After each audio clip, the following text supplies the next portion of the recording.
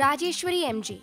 She pursued her BE in Electrical and Electronics at the People's Education Society College of Engineering, Mandya. She pursued her MTech in VLSI Design and Embedded Systems at the Sri Jagadguru Balagangadharanta Institute of Technology, Bangalore. Her personal skills lie in good verbal and written communication skills. Her areas of interest lie in OOPS with C++, renewable energy sources, HVDC transmission, digital relays, automotive electronics, advances in VLSI design. She has also had papers presented at the national level, such as the Innovative Architecture for SoC Multi-Core Hybrid Processor, presented at the RNSIT, Bangalore. Welcome to UGC lecture series of BSc Physics Honours. Today we are dealing with the subject electromagnetic theory. So in this session we are moving towards and we are going to concentrate only on the Maxwell's equation. Here also we are going to consider some of the laws that is needed for Maxwell's equation, and Maxwell he considered 4 equations before deriving Maxwell's equations that we are going to discuss first, and after that Biot-Savart's law and also the Coulomb's law. These two are the basic law that is needed for the knowledge sake, and also finally we considering the 4 basic laws that considered by Maxwell's for deriving Maxwell equations. We are going to derive the Maxwell's equation. These are the 4 equations that is considered by Maxwell, which is related to electric field and as well as the magnetic field. So these are the 4 equations which is having a magnetic field equation and as well as electric field equation. These 2 are the electric field equation that he considered for proposing Maxwell's equation, and these 2 are the magnetic field equation that is he considered, and these 2 are the electric field that he considered. So this is electric field where is del operators is multiplied by electric field that is equal to rho divided by epsilon, and here epsilon naught is electric permittivity of a free space or a vacuum that is considered, and it is constant.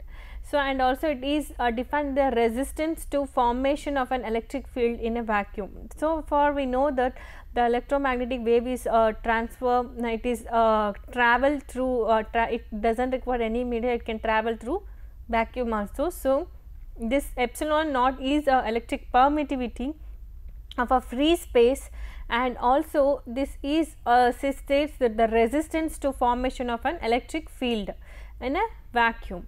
So epsilon naught is a constant. The constant value for epsilon naught will be 8.854188 into 10 power minus 12 farad per meter. So this is what the constant that we can have for epsilon naught permittivity, that is electric permittivity. So another formula, that is del dot B, that is a magnetic field, is always equal to 0. This is another equation that he considered, and also another electric field formula, that is del cross E is equal to minus of dou B by dou T. So the magnetic field in respect to time, the change of magnetic field with time is considered here in this equation. So here and also the last equation which is related to magnetic field, that is del cross B, that is equal to mu naught J plus epsilon naught mu naught, that multiplied by dou E by dou T. Here also the electric field, rate of change of electric field with respect to time, rate of change of electric field is considered here. Here rate of change of magnetic field is considered in this formula. So these are the 4 basic formula required for deriving Maxwell's equation, and also here we need to know the what is mu naught. Mu naught is a magnetic permeability of a free space. So everywhere we are considering free space as a medium, because we know the electromagnetic, we are studying about the electromagnetic wave. So electromagnetic wave travels in vacuum, it does not require any medium, that is why we are consider free space.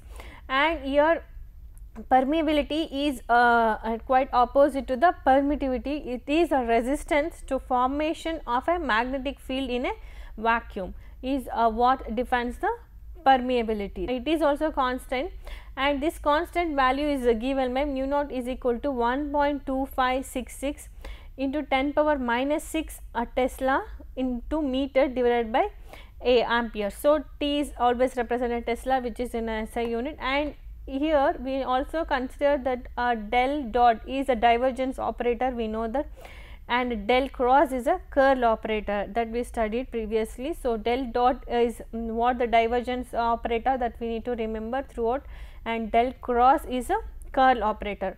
So these are the four basic formula that we need to remember for deriving the Maxwell's equation. So next we move on to the Biot-Savart law. This is a basic law that is required for finding the magnetic field. This Biot-Savart's law is used for finding the magnetic field. This is derived by scientist Jean-Baptiste Biot and Felix Savart, French physicist. They derived to find the magnetic field by using this formula. This can be says that the magnetic field be at a point a distance r from an infinitely long wire carrying current I has magnitude will be like this. B is equal to mu naught I divided by 2 pi r, where mu naught we already know that which is a permeability of free space. I is a current in a conductor, and divided by 2 pi r is a distance we are taken of a infinitely long y.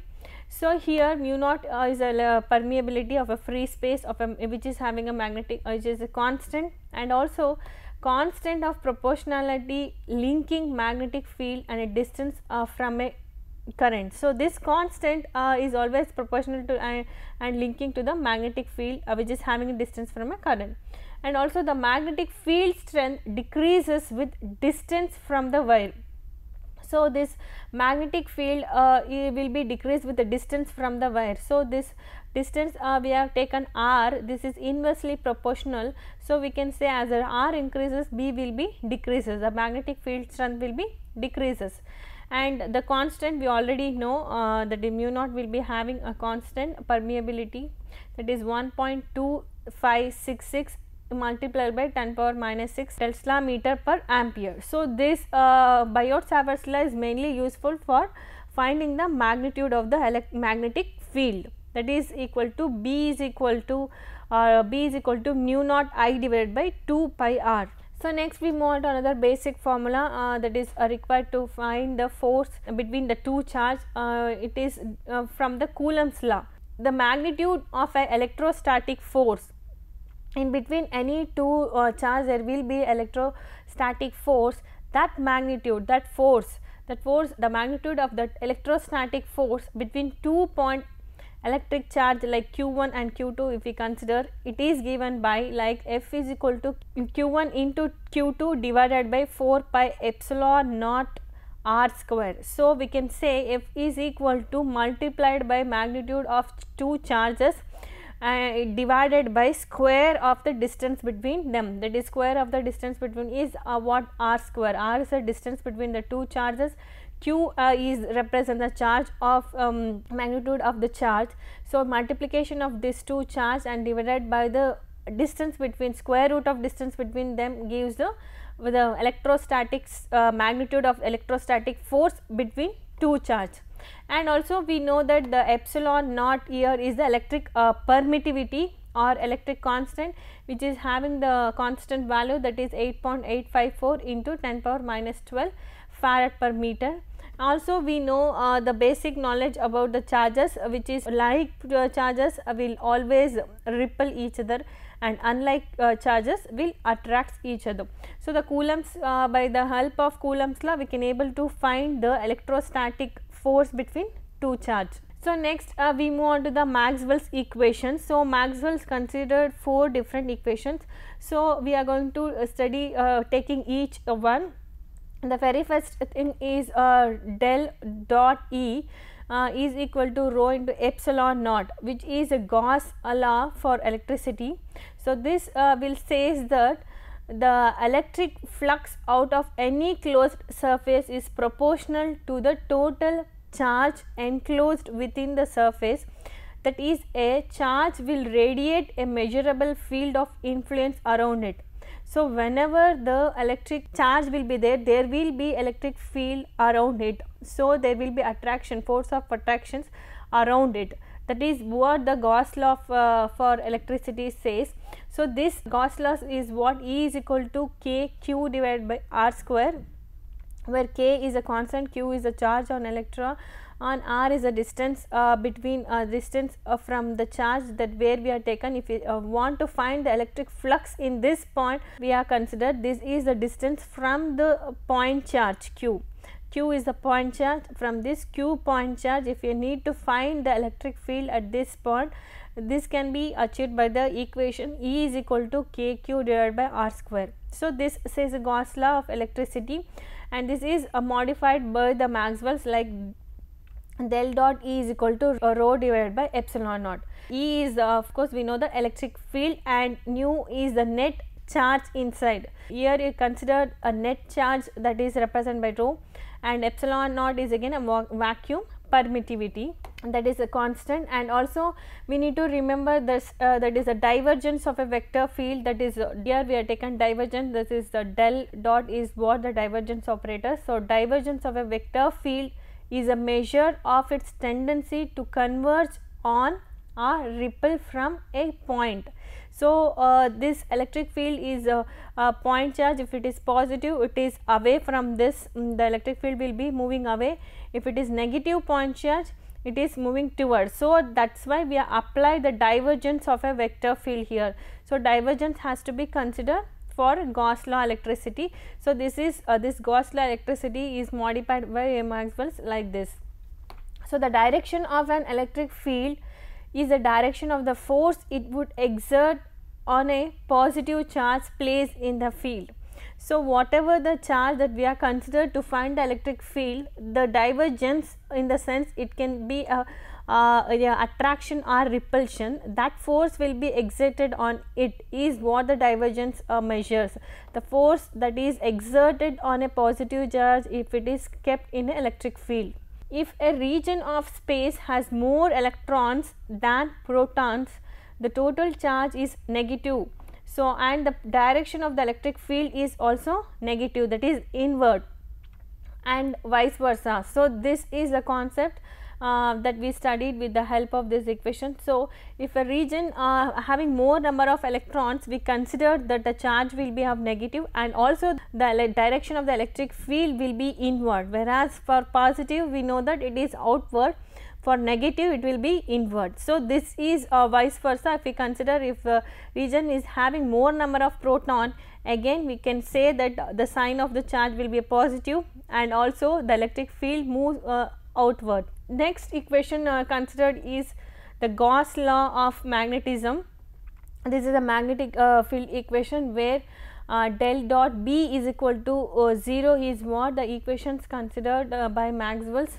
So, here it states the net magnetic flux out of any closed surface is 0. So, out of any closed surface, the net magnetic field is always equal to 0. That is, if we say the out of any monopoles do not exist, if that is magnetic monopoles do not exist, if we consider out of the closed surface, there will be no magnetic field will be there. So, B E here, B represent the magnetic field, and magnetic flux is what B into A. B into A is B is the magnetic field, and A is a area perpendicular to magnetic field. And also here also we need to remember, again for this formula also we need to remember the divergence of we have taken a divergence, that is del dot. So, divergence of a vector field is a measure of its tendency to converge on or repel from a point. So, here we are considering the magnetic flux. So, magnetic fields repels, and also the convergence will be affects on this, that is why we consider divergence here. The magnetic sources are dipole source, and magnetic field lines are loops. We know that there will be two poles for a magnet, and also there is a loop in a magnetic field, and always it is a closed loop. We cannot isolate N or S monopoles, unlike electric sources or point charges like a proton and electrons. We can isolate by some method, we can isolate the electrons and protons, but we can't isolate the N and S, that is poles of the magnet cannot be isolated.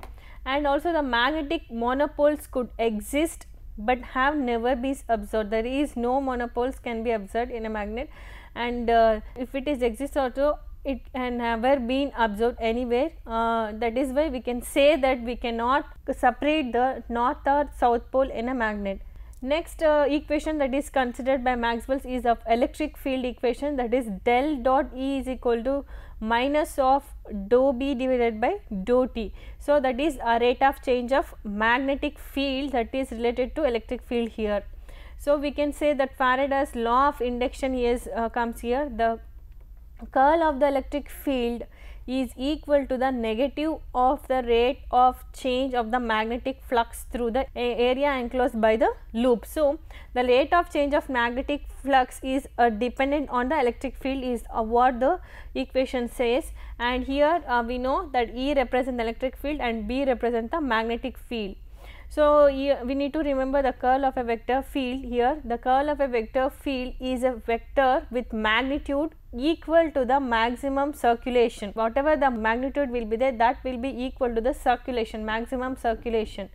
So, at each point, and also it is oriented perpendicularly to this plane of circulation for each point. So, the electric field and the magnetic field is perpendicular, is what come up after the proposal of the Maxwell's equation. So, this can be achieved by considering this equation, where it states that the change of a magnetic field will be related to the electric field. Faraday's law of induction says that the change in the electric field induces the magnetic field, and also the vice versa, and also it will be having a magnetic field and electric field will be in always in a perpendicular to each other. So, magnetic field here weakens, and because of curl of electric field is positive, and that is why vice versa, because we have taken the curl of electric field is positive, that is why we can say that magnetic field will be weakened if we make the curl as a positive, that is why we have taken negative here.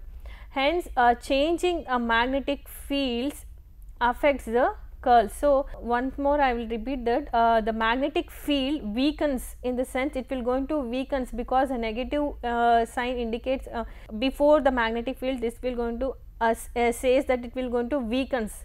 So, that is why this negative sign indicates the magnetic field will be weakens here.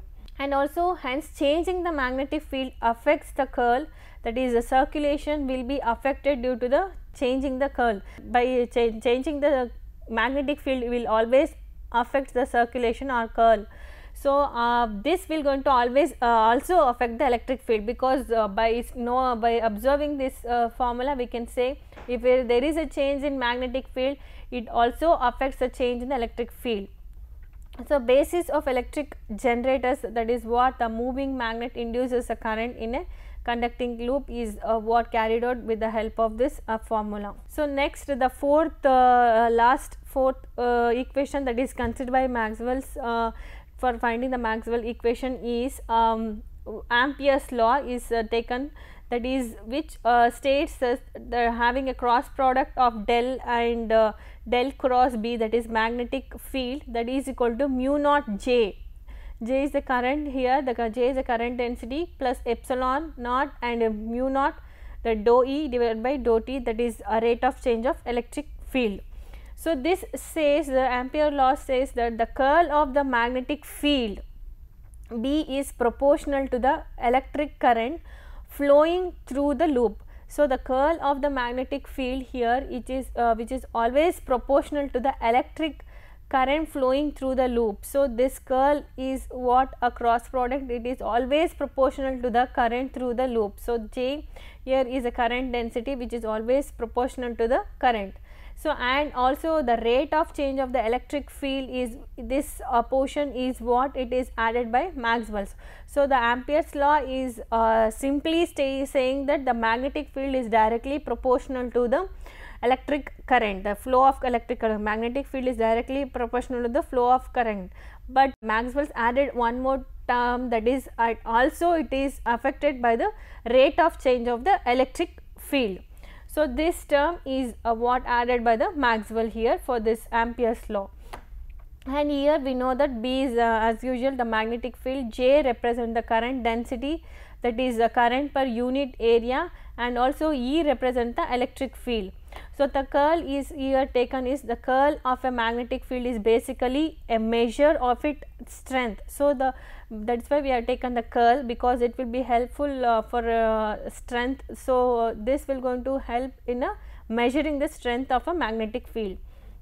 The first term on our right hand side, in the presence of an electric current is J, that is J, there is always a magnetic field around it, is what the basic concept, that is B is dependent on J. So, wherever the current is there, we assume that there will be a magnetic field, that is B is dependent on J, is what previously assumed. So, after the addition of the second term, this term, that is on a changing electric field generates a magnetic field. So, changing electric field generates a magnetic field is what added by Maxwell. This states that the generation of magnetic field does not require current here.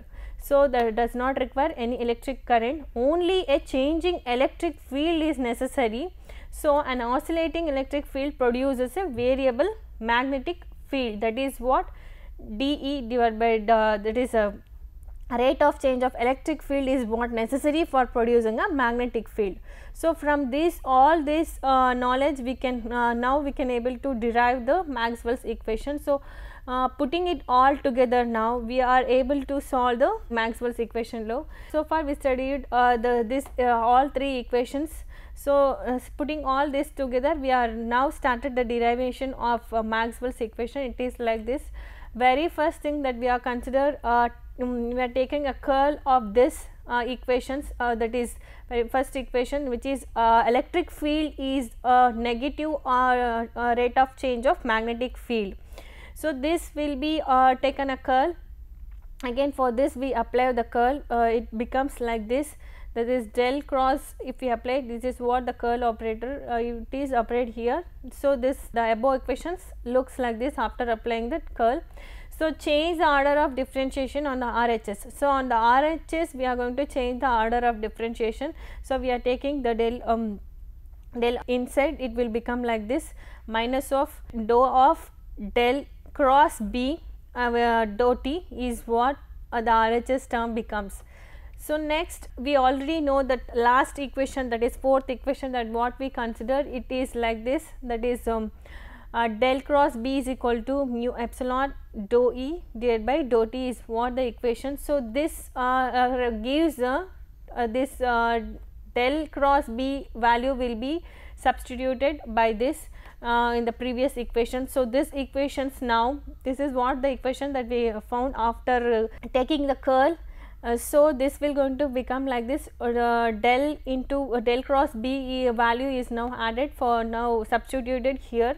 So, this equation becomes like this, mu epsilon dou E divided by dou T is substituted in place of del cross B.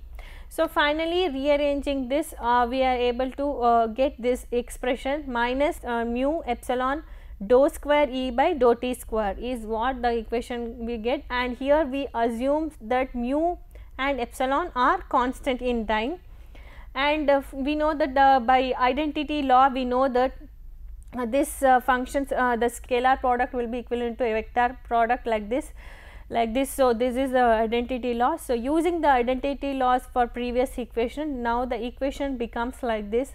So, for this equation we are using the identity law. So, this is exactly looks like this. So, for where F is E here, so for this is equal to this cross product. So, this cross product terms is be substituted here, where in place of F here replaced E, and again on the right hand side the same will be repeated. So, assuming 0 change density, so there is no change in the density. So, if it is a free space we consider, so that is why the del dot E, that is del dot E product of del dot product of E and del is equal to 0 here. So, this terms become a 0. So, this terms become 0 in the sense this will be minus and this will be minus will be there, this minus also cancels, and finally, we left over with this formula, that is del square E is equal to mu epsilon dou square E divided by dou T square. So this is what the final equations for electric field and as well as magnetic field that is derived by the Maxwell by considering the 4 basic equations. The same result is obtained for the magnetic field by replacing E here, substituted B, which will be vice versa. That is what, by varying the electric field we can create the magnetic field, or by varying the magnetic field we can create the electric field. And Maxwell says that it nowhere the magnetic field depends on the flow of current. So with this before the Maxwell equation, it was assumed that wherever the flow of current is there we can find the magnetic field. But after the proposal of the Maxwell's equation, it says that nowhere the magnetic field dependent on the flow of current. So these are forms of 3-dimensional wave equations. So the describe the propagation of sinusoidal wave. If you want to describe this above formula with the sinusoidal, this can be related like this: del square u is equal to 1 by v square into dou square u divided by dou t square is what the formula for 3-dimensional wave equation. So where v is a constant equal to the propagation speed of the wave. So v is here is a constant propagation of a speed. This is represent the speed of a wave. So for electromagnetic wave, v is what that is given by 1 by square root of mu into epsilon naught. This is what the after replacing the for v we can get the v is equal to 1 divided by square root of mu into epsilon. So solving all the expressions, so far we know that v value also we know that is the speed of propagation speed, that is v, and also units nu also we come to know these are the units of me, that these are the notations that we have to know after finding the Maxwell's equation.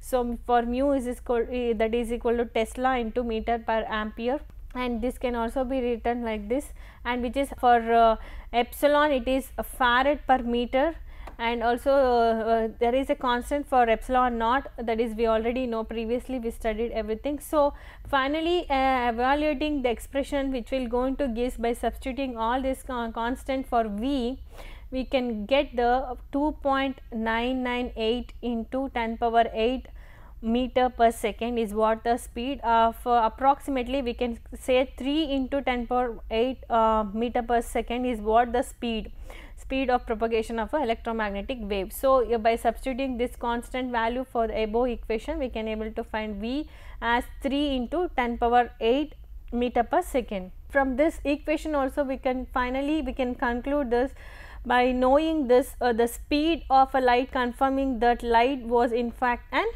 electromagnetic wave. This is what the speed of light, and we can say the light is also as an electromagnetic wave. So finally we come to the end of this session. In this session we purely concentrate on derivation of Maxwell's equation, which starts with considering 4 different equations which is consist of 2 magnetic field equation and another 2 electric field equations, and putting it all together, and with some slight modification by the Maxwell's, he derived a Maxwell's equations where it states that there is the magnetic field is nowhere dependent on the current flow.